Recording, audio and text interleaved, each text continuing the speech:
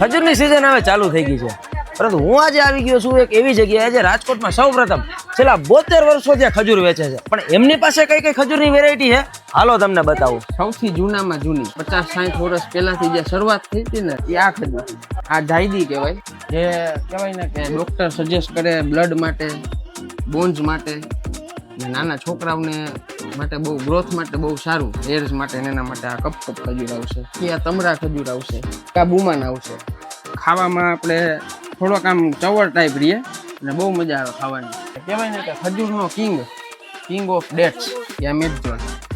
એક પીસ છે ને એક દિવસ માટે ઇનફ છે. બાકી તમારા સજેશનમાં તમે કયો તો કયો ખજૂર બેસ્ટ છે?